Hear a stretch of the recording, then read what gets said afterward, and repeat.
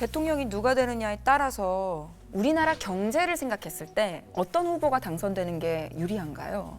사실 이번에 미국 대통령은 누가 되더라도 미국 경제를 위해서 일을 할 겁니다. 그렇다 보면 미국의 우선주의가 기본적으로 깔려 있다는 생각이 있고요. 그렇다면 그의 동맹국이라고 할지언정 한국에 대해서는 얼마만큼 이득이 있을까 사실 안타깝지만 누가 되더라도 한국 경제한테는 그렇게 우호적이지는 않다라는 생각을 일단 기본적으로 갖고 있어요. 다만 경제를 보는 입장에서는 그럴 수 있지만 우리가 개개인으로서 투자를 하는 입장에서는 좀 다를 수 있다. 그래서 트럼프가 되면 어떤 산업이 좀 이렇게 돈이 몰릴 것이고 바이든이 혹시 대통령이 된다면 어떤 산업에 돈이 몰릴까에 대해서 우리가 집중할 필요가 있어요. 또 그런 게 가장 관심이 많으실 거고요. 보시면 극명하게 좀 다릅니다. 트럼프는 소프트웨어라 그랬는데 저거는 반대로 좀 생각을 해봤어요. 뭐냐면 바이든이 여러 가지 정책 중에 하나가 반독점 규제법이라는 게 있어요. 지금의 이 거대 IT 기업들이 결국 이 시장의 가격 논리를 훼손할 수도 있고 일반 모든 사람들한테 부가 돌아가는 게 아니고 일부 한 집단에 편중된다. 자, 민주당은 뭐죠? 그 형평성이죠. 그렇기 때문에 이 부분에 대해서 규제를 강하게 들어가고 있습니다. 뭐 IT 회사 중에 거대 공룡 회사들 있잖아요. 그렇죠. 약간 독과점 혜택을 누리고 있는 이런 회사들은 오히려 트럼프가 되는 게 더 유리한 거예요? 그렇다면 흔히 우리가 빵이라고 흔히 얘기를 많이 했었죠. 네네. 빵? 뭐라고 하신 거예요? 뻥이라 그러신 거 그렇죠. 뭐라고 하신 거예요? 미국 트럼프가 뻥친다고 하는 줄 알았어요.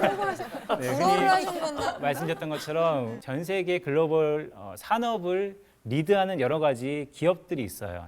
페이스북, 애플, 뭐 아마존 쭉 거대 지금 미국의 내놓을 만한 기업들을 앞자리에 모아서 우리가 빵이라고 부르는데 자, 그런 기업들이 지금 미국을 주도하고 있죠. 그런 CEO들은 그러면 트럼프를 지지해야 되겠죠. 그런데 최근에 들어서 그런 사람들이 전부 바이든을 지지하고 있어요. 왜? 아이러니한 거죠.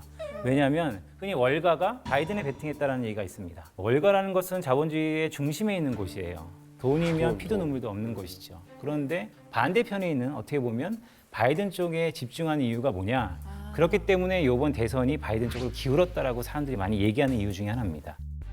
두 후보의 공통점은 보시는 것처럼 코로나19 시대라는 거, 또한 미국 경제 복원을 위해서 많은 돈을 쓸 거라는 거, 결국 인프라 투자라는 것이 공통점이자 결이 다른 거예요.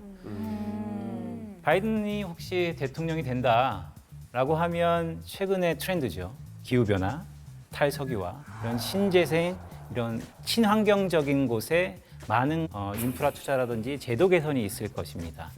하지만 트럼프 대통령이 다시 한번 재선에 성공한다 그러면 여러분도 익숙하실 거예요. 트럼프노믹스.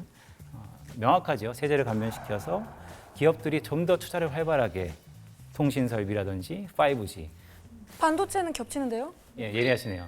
한국이 가장 잘하는 게 반도체. 그렇죠. 사실 누가 된들에도 한국 경제에 이렇다하게 크게 좋아질 건 없어요. 다만 반대로 얘기하면 결국 이 두 대통령 누가 될지 모르겠지만 미국 경제를 복원하는데 돈을 쓸 거고 그 돈이 교집합이라 할 수 있는 것은 결국 반도체일 수 있다라는 말씀도 일단 드려요.